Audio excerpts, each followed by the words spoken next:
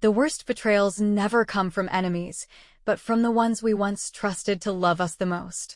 That truth hit me like a punch to the chest the moment I watched the video, the one that was spreading across social media with the ferocity of wildfire, gaining traction with every second. It wasn't some distant celebrity scandal or viral prank. It was my family, my mother, laughing. At first, I didn't understand what I was seeing. My phone had buzzed 3 times in a row during a meeting with a client, and out of sheer curiosity, or maybe instinct, I opened the link my assistant had sent with the simple caption, "You're trending." Sorry.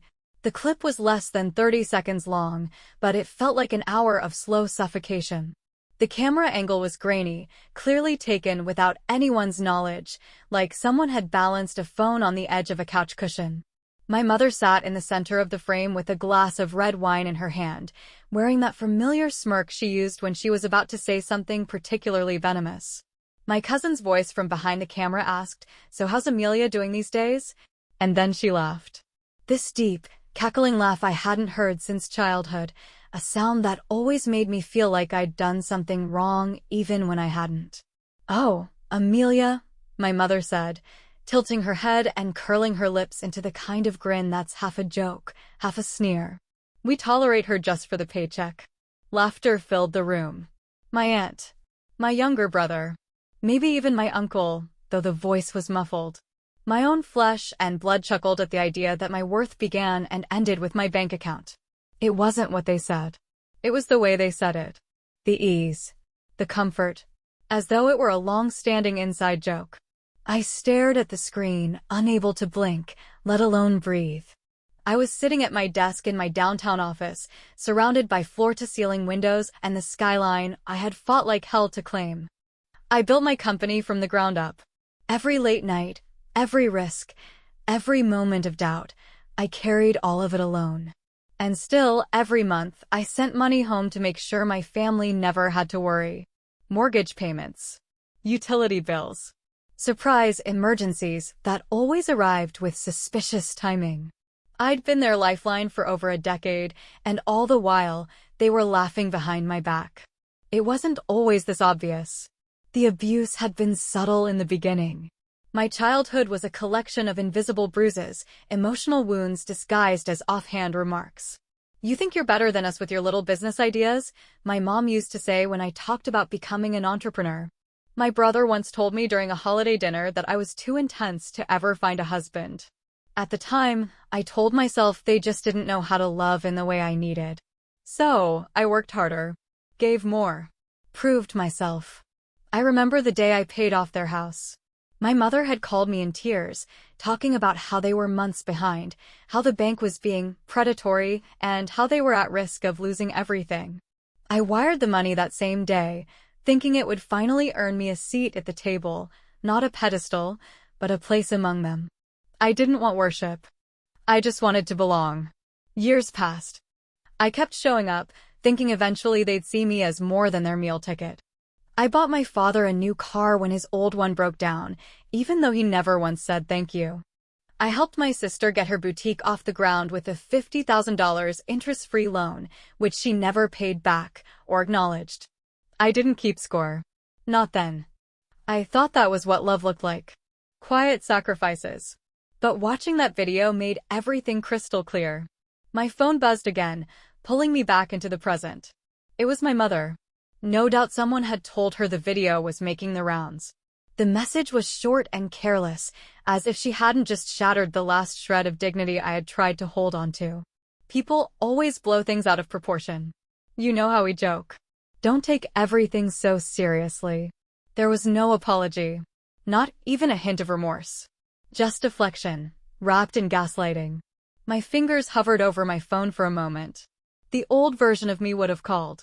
Would have begged for an explanation, tried to make her see how much it hurt. But I wasn't that woman anymore. I had built my life from ash, from pain, from rejection, and I was done paying for their comfort at the cost of my own soul. So I typed a message that said everything I needed to say and nothing more than what was absolutely necessary. No more money. I hit send. The blue checkmark popped up, and that was it. I didn't cry. I didn't scream. I just sat there, letting the silence settle like dust after an earthquake. It wasn't peace, not yet. But it was the beginning of something. A clean break.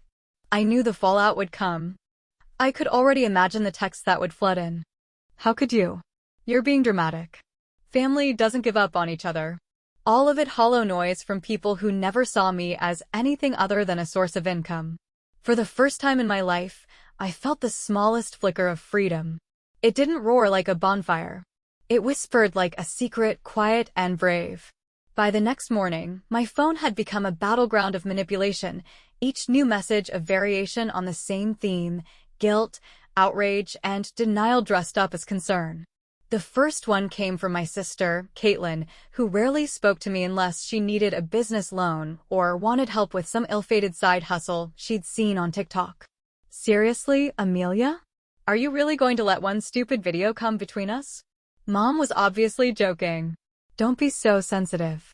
Not even an attempt at remorse. Just an arrogant dismissal, as though I had imagined the betrayal or exaggerated it for attention. I didn't respond. I didn't need to. Within the hour, the group texts began to roll in, some from family members I hadn't heard from in months, cousins who usually ignored my birthday, aunts who sent condescending Christmas cards scribbled with passive-aggressive notes about how lonely I must be. My brother Jared's message was especially rich with irony. We're a family, and families forgive each other. We don't just cut each other off over a joke. Grow up. That was the moment I realized something fundamental had shifted, not just in the dynamic between us, but in me. I wasn't looking at these messages with the usual ache in my chest, that desperate hope that maybe this time they'd show they cared. Instead, I felt an almost clinical detachment, like I was reading the last chapter of a book I no longer wanted to finish. By mid-afternoon, the tone of their messages had changed drastically. The smugness dissolved into confusion. Confusion morphed into desperation. Desperation quickly twisted into hostility. Amelia, you don't understand how this will affect us, my mother wrote in a long, rambling text that read more like a list of grievances than an apology. Your father and I have bills due next week. The mortgage is up for renewal. We need to talk. Be reasonable. That word, reasonable, always came out when they didn't get their way. When I was 10, it was used to justify why I couldn't go to art camp because my brother wanted a new bike. When I was 18, it excused their decision to spend my college fund on a failed business venture for my cousin Ben. And for the past decade, it was the word they wielded to keep me silent, compliant, and financially tethered to their convenience. I read her message once, twice, and then deleted it without answering. I had nothing left to give. Not energy. Not comfort. Certainly not money. That evening, I sat at my kitchen counter with a glass of wine and opened my laptop. I had prepared for this moment long before the video surfaced, though I didn't realize it at the time. Years of late-night budgeting, carefully separating personal and business accounts, investing in properties under LLCs, and shielding my wealth with layers of legal structure meant they had no access to anything beyond what I allowed. I revoked their authorized access to the emergency fund I'd set up for family needs. I'd changed every password associated with the accounts they used to pay utilities, insurance, even streaming services I had been covering. I made one final phone call to my financial advisor, a woman named Renee who had long warned me this day might come. Are you sure? Renee asked, her voice gentle but firm, the way you'd speak to someone standing at the edge of a cliff. You know once you pull the plug, there's no going back. I stared at the skyline outside my window, a familiar sight that somehow felt different now, more honest. Yes, I said quietly but with conviction. They've been draining me for years. They just finally said the quiet part out loud. She didn't question me again. By the time we hung up, the trust was dissolved, the auto payments canceled, and the locks changed on every financial door they had grown accustomed to walking through without knocking. The next week was like watching a slow-motion collapse of a carefully constructed lie. My parents' once perfect suburban home, the one they loved to show off during holidays as if they'd earned it through grit and sacrifice, was suddenly listed on a local mortgage forum. My uncle called me 2 days later, asking if I knew anything about their foreclosure notice. They told the bank you were still funding the payments, he said, his voice tight with discomfort. "Is that not true?" I laughed, not with joy, but with disbelief. "It hasn't been true for a week," I said. "And it should never have been true to begin with." Caitlin's boutique closed less than a month later. Turns out the stylish Instagram posts and curated lighting didn't cover up the fact that her rent hadn't been paid in months. She had begged me just last year to invest in her dream, and I had done it out of guilt. That guilt no longer had a home. Even Jared, who had mocked my ambition for years, called in a panic. "They're saying I co-signed the line of credit," he muttered, his voice strained and hollow. "Amelia, can you just cover this until I figure it out?" I almost felt sorry for him, almost. But the memory of his laughter in that video, the way he didn't even hesitate before joining the pylon, burned away any lingering sense of obligation. "I'm sorry, Jared," I said, my tone clipped but polite. "I don't fund people who mock me behind my back." There was silence on the other end. And then, a click. Let them scramble. Let them see what it's like to live without a parachute made from someone else's sacrifice. I wasn't their insurance policy anymore. I wasn't the backup plan. I wasn't the family ATM. I was Amelia Hart, the woman who finally stopped apologizing for choosing herself. And for the first time in years, I slept without grinding my teeth. There was something unexpectedly liberating about watching the life you'd been tethered to collapse, especially when it was built on borrowed illusions and quietly manipulated loyalties. I didn't gloat. There was no thrill in seeing my family's facade crumble under the weight of their own entitlement. What I felt instead was a strange and unfamiliar stillness, like stepping out of a long, punishing storm and finally feeling the warmth of your own skin again. In the weeks that followed, I found myself returning to that moment again and again, the moment I sent the message that severed the financial umbilical cord. No more money. 3 words. But they echoed across every corner of my life, unlocking doors I hadn't realized I'd kept shut to survive. People began reaching out to me, not just friends, not just former classmates who had seen the viral video or heard whispers about the family drama I'd worked so hard to hide.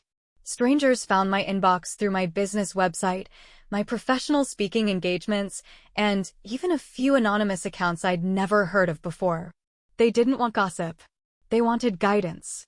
They wanted to know how to do what I had done, how to stop being the sacrificial lamb in a family that fed on their generosity like wolves cloaked in holiday sweaters. There was the woman in Missouri who had been covering her parents' medical bills while her siblings spent weekends at beach houses. There was a 25-year-old man from Chicago who had dropped out of grad school to support his father's crumbling landscaping business only to be told he was ungrateful when he finally asked for help in return. Their stories varied, but the core wound was the same. They had been raised on conditional love and gaslight into believing that sacrifice was the only acceptable currency for affection. I couldn't fix their lives, but I could tell them the truth I had only just learned myself. That freedom begins with permission, the kind you give yourself when no one else ever will. With the encouragement of my best friend Kara and the quiet but unwavering support of Renee, my financial advisor, I started a series of posts on my business blog, pieces that strayed from the glossy world of brand strategy and dipped, unapologetically, into the raw terrain of personal truth. I called the series The Cost of Being the Good One. In the very first entry, I shared what I had never intended to say aloud. I talked about the years of guilt-fueled giving, the hollow birthdays spent listening to backhanded compliments, and the way my mother used to call me, our little breadwinner, like it was both a compliment and a reminder to stay useful. I didn't name names. I didn't need to. The truth didn't require spectacle. It only needed a place to live without shame. Within days, the post had been shared hundreds of times. By the end of the week, it had thousands of comments, many of them heartbreaking, many of them filled with solidarity, and nearly all of them laced with some version of the same sentence. I thought I was the only one. It was surreal, watching my private pain become a public point of connection. People weren't just sympathizing, they were shifting. They were canceling payments to manipulative relatives, renegotiating boundaries, calling therapists for the first time in years. They were sending screenshots of conversations they had once been too afraid to start. And all of it, every ounce of it, began with me finally saying no. My family, of course, did not take it well. By the time my third blog entry went live, titled The Day I Realized They Loved My Money, Not Me, their reaction had evolved from frantic messages to coordinated backlash. My sister took to Facebook with a rambling status about selfish people who pretend to be victims just for attention, while my mother reportedly told one of her friends at church that I was going through a phase and had always been dramatic. They didn't name me directly, but they didn't need to. People recognized the pattern. It was the same script many of them had been fed by their own families. And once again, I didn't respond. I let their own bitterness speak for itself. It didn't take long for the court of public opinion to do what I had always been too afraid to attempt: hold them accountable. Within a month, I was invited to speak on a podcast about financial boundaries in toxic families. Then another invitation came from a women's leadership summit where they wanted me to open the session with a talk about reclaiming power after emotional betrayal. These weren't just career milestones, they were emotional ones. I was using my voice not just to narrate the past, but to redefine the future. My future. Back in our hometown, the family name was beginning to sour in social circles that once praised us for our closeness and loyalty. The mask had slipped. People started asking questions, subtle at first, then more pointed. I heard from a cousin that my mother had stopped showing up to Bridge Club after someone casually mentioned one of my articles. Jared's former business partner reached out to a mutual friend to say he didn't know the full story when he agreed to co-sign a loan. They weren't just losing their financial safety net. They were losing their curated identities, the ones built on my silence and my unacknowledged support. And the most miraculous thing of all? I didn't feel hate. I didn't feel revenge.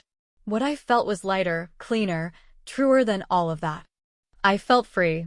Not just free from them, but free from the belief that I needed to prove my worth through rescue missions and financial lifelines. Free from the idea that love had to be earned through suffering. Free from the myth that I was only valuable as long as I remained silent and available. They had underestimated me for years because I had allowed them to. But that era was over. I wasn't hiding anymore. I was Amelia Hart, entrepreneur, advocate, and daughter only to the truth now.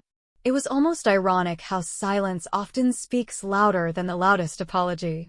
For weeks, I had heard nothing directly from my parents, not after the public fallout, not after my blog gained momentum, not after the family name, once so carefully guarded and burnished, became the quiet subject of neighborhood speculation and not-so-private whispers in church parking lots. But I knew that silence was not peace. It was strategy.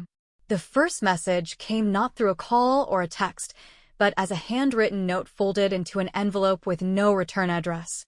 My assistant handed it to me in the middle of a routine meeting, apologizing for the interruption, but saying it had been delivered by hand to the office lobby. The handwriting was unmistakable, slanted, careful cursive that belonged to my mother.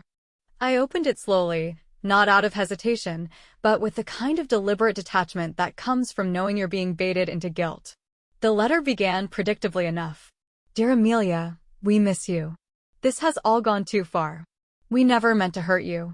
Families argue. Things get said. But we love you, always have, always will. The rest of the letter was a masterclass in emotional manipulation, cloaked in flowery language and selective memory. There was no mention of the viral video. No direct acknowledgement of the years of emotional abuse, the backhanded remarks, the financial exploitation. Just vague regret and carefully placed phrases like, "You've always been strong, sometimes too strong," and "We worry you've surrounded yourself with people who don't know the real us." What struck me wasn't the content, it was the timing. They had never written a heartfelt note when I was paying their mortgage, when I bought groceries during their supposed retirement struggles, or when I canceled business trips to bail them out of their own messes. But now that the world had seen their behavior and judged them accordingly, now they wanted reconciliation. I didn't reply. 2 days later, my sister Caitlin showed up at my office without an appointment. Security called ahead and offered to escort her out, but I chose to meet her in the downstairs cafe instead.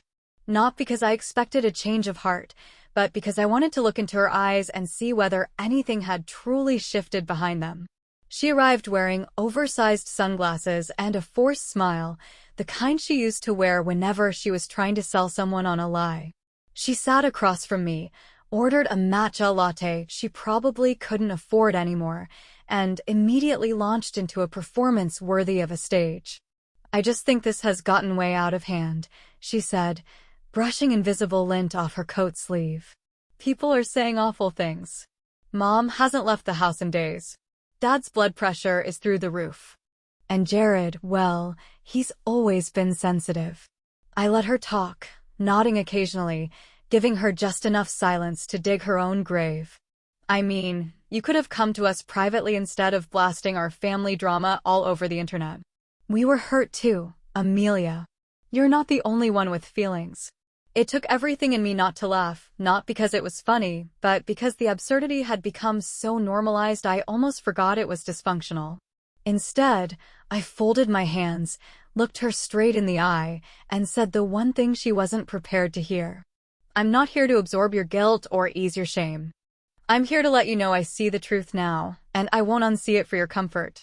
Her mouth twitched into something between a pout and a snarl. "You used to be so generous." "No," I corrected gently but firmly. "I used to be available. There's a difference. And I no longer feel the need to confuse self-sacrifice with love." That meeting ended with her slamming her latte on the table and storming off without a word, but I felt no anger, only clarity. The past version of me would have apologized for making her upset. This version simply picked up my coat and returned to my office. By the following week, the messages escalated from desperation to hostility. My mother sent a furious email accusing me of poisoning the family's name, of destroying everything we've built, and making them a target. Jared left a voicemail laced with veiled threats about consequences and lawyers. And Caitlin, not to be outdone, posted a lengthy, melodramatic Facebook status hinting that I was emotionally unstable and easily influenced by people who don't understand family values. So I did what I should have done long ago. I called my lawyer, explained the situation, and initiated legal proceedings to secure a no-contact order against the three of them. It wasn't about revenge. It was about peace. The kind that comes from knowing you have protected your boundaries with more than just words.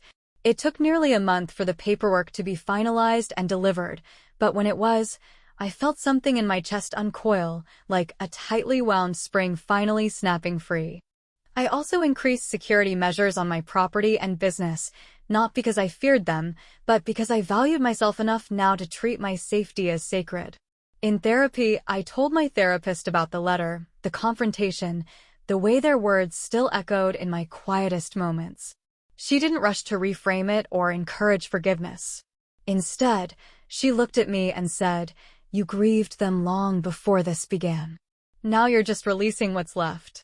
We spent the next few sessions not talking about them, but talking about me.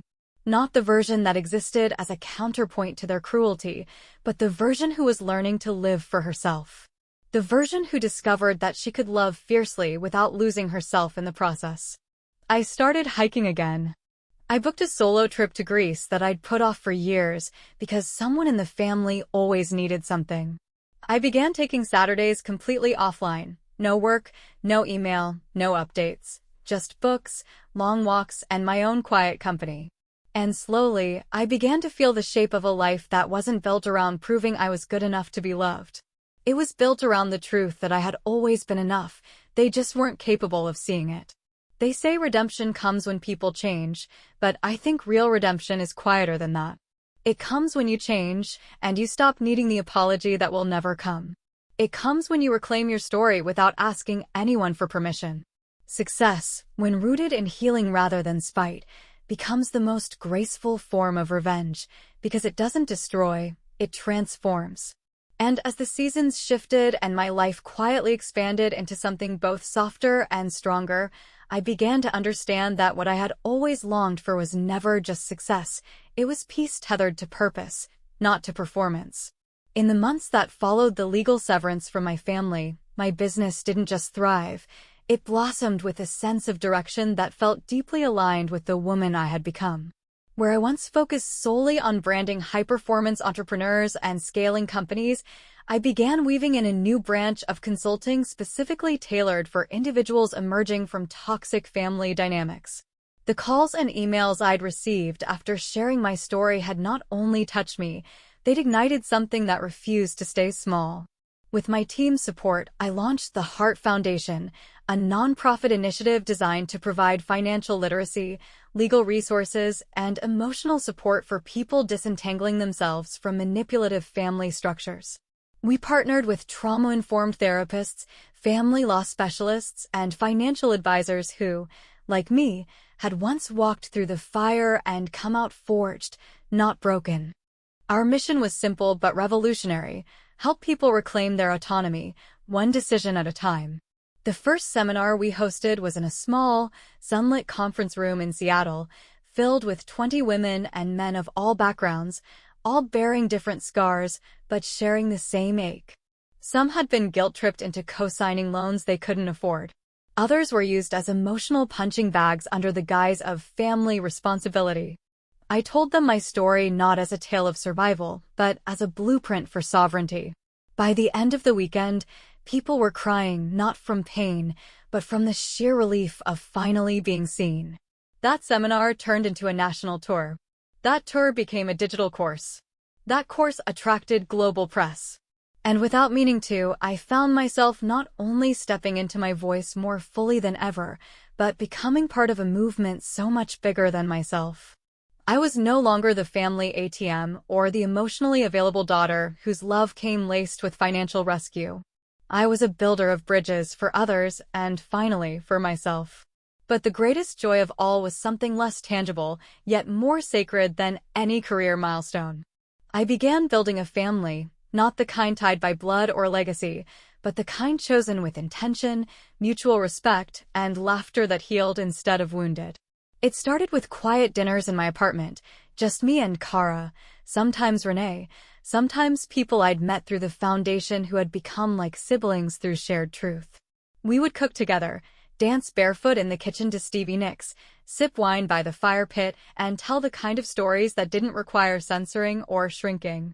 There were birthday parties where the only thing expected was joy. Sunday hikes that turned into spontaneous picnics. Midweek phone calls just to say, "Hey, I'm thinking about you." For the first time in my adult life, love no longer felt like a transaction with conditions written in invisible ink. It felt like a warm quilt stitched from countless small acts of care, showing up when it rains, holding space when it hurts, and celebrating not because you're needed, but because you're wanted. And yet, even as I found myself thriving in this new reality, echoes of the past continued to appear, if only from a distance. My mother sent a letter again, this time through an attorney. It wasn't a legal threat, only a plea dressed in formal language. She wanted to meet. She wanted to talk. She wanted to start fresh. The irony didn't escape me that now, with nothing left to leverage, with no access to my resources or influence, she finally wanted something resembling reconciliation. I didn't respond. I didn't send it back unopened. I didn't rage or cry or consult my therapist for permission. I simply tucked it into a drawer labeled closure, a drawer that no longer dictated how I lived or who I loved. I later heard, through a cousin I still spoke to occasionally, that Jared had taken a job out of state after his business collapsed, and Caitlin had moved back in with our parents after her boutique filed for bankruptcy. Their version of rock bottom had arrived quietly, no press, no blog posts, no community of support to lift them when the consequences came due. My cousin said my name wasn't mentioned often anymore, but when it was always with a mixture of bitterness and something else that sounded like envy. Let them watch. Let them sit in the house I once saved from foreclosure and feel the hollow echo of their choices.